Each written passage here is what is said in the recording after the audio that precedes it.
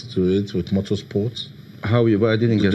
Does it bring economic gains? A lot, definitely. Now we have tracks. We had no track before. We started on the road. Now we have tracks. Later on, what we are planning to get the Formula track in Lebanon, Formula track in Lebanon, or yes, that's what we are trying to get now approval from the government there.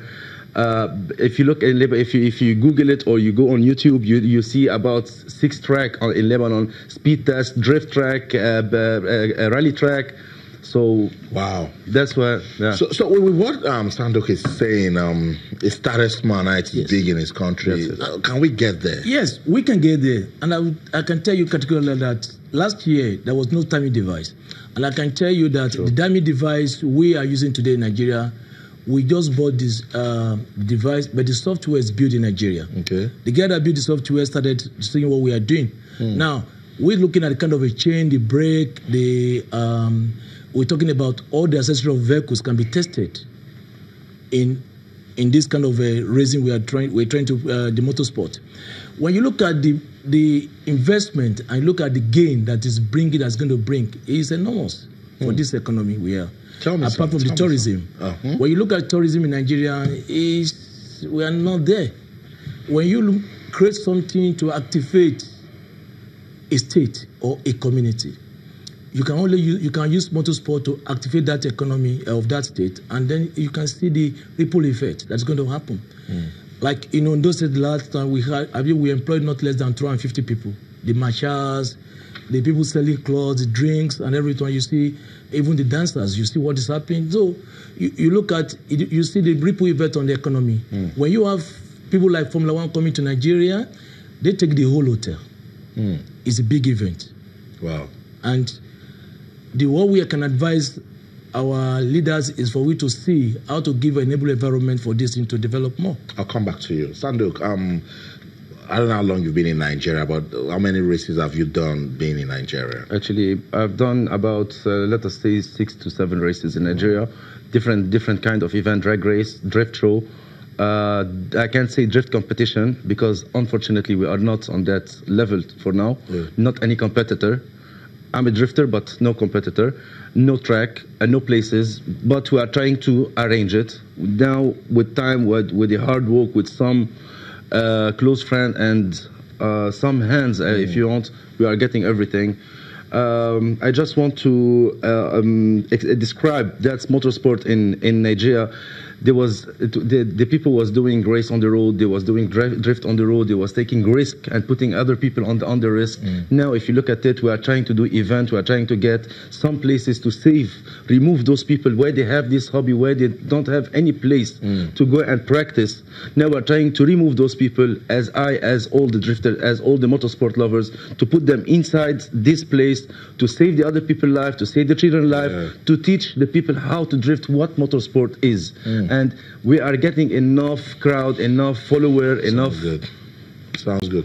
Ade, let's stay with safety. Talking about regulations, are there speed limits?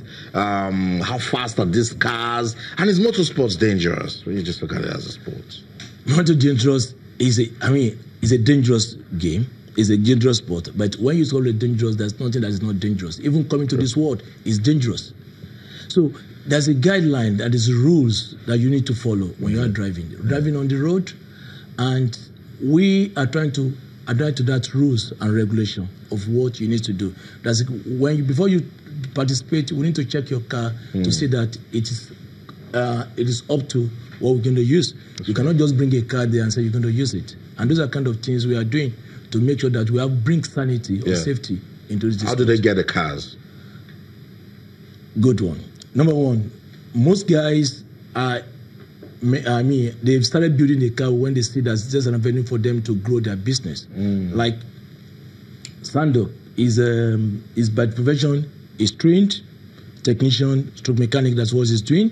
He is trying to do that one to establish his presence in Nigerian sector with the automobile. Like my side of it, like it's like a family business. And with that family business, how do you make it go from this place to a bigger level? It's for you to bring activities, product activation into what you're doing. And one thing we need to realize that motorsport, people see it as a way that's rogues, or when you look at the amount that Hamilton is bringing to England, is enormous. And we're talking about cloth, we're talking about brand. When you look at what Hamilton is wearing, you see about 20 brands on him alone. Just pause right there. We'll continue with this discussion. Let's go on this quick break. When we come back, we'll continue with the conversation. So don't go anywhere. Stay with us.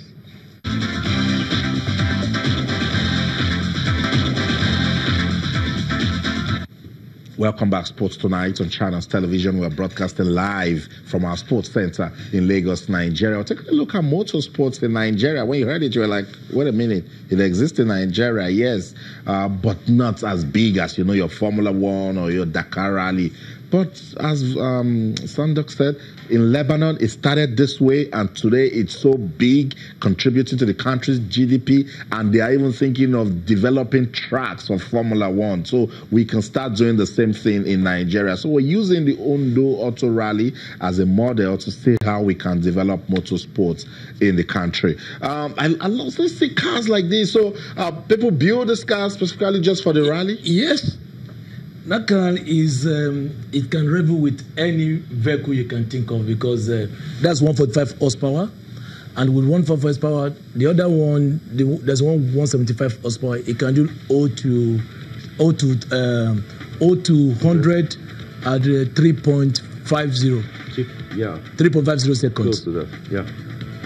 And it's cheap, it's faster, it's easier to maintain. What do you mean cheap? How cheap is it?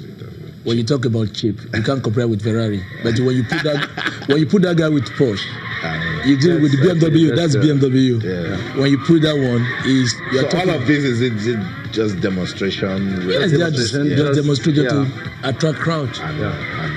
So it's really interesting. Actually, that one we cannot call it drift. I was not drifting, but I was doing some stunt just for the people to get when we hear those screeching and the rest, everybody gets excited. So what happened to you at the Ondo Auto Rally? You won in the first edition. What happened to you? Actually, the 2018, I overlapped them 2 laps, so I was going very fast and I was in the front. I said overlapped them 2 laps, which is I was in the front ahead.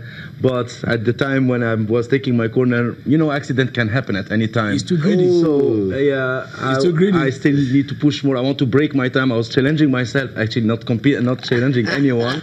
So I wanted to do the best lap. I want to see myself how good I was pushing. Okay. So at the time when I was taking a corner, I hit one car from the back. So my car slipped over and he hit me face to face, so I got broken radiator. I couldn't continue, so I disqualified. Okay, so because I asked you, because when I watch Formula One, I say, is either the engineers or the car or the driver? No, in this case, it was the driver. It was the driver. It was the driver that time, yeah. So that's it. Accident can happen at any time. People can die at any time. So what should we be expecting next? Now, the awareness is there. Everybody is looking on to what's going to happen next. And people from abroad, I've seen people writing, phoning that they would like to participate. And that's what is exciting that is bringing. Yeah. Because it's a show that you cannot... I mean, the first thing as a man, if you graduate from school, what do you need to buy next is to buy a car. People buy a car before they move to their home, of thinking of even having a wife. So people need, it's an excitement. It's kind of a passion that are attached to speed.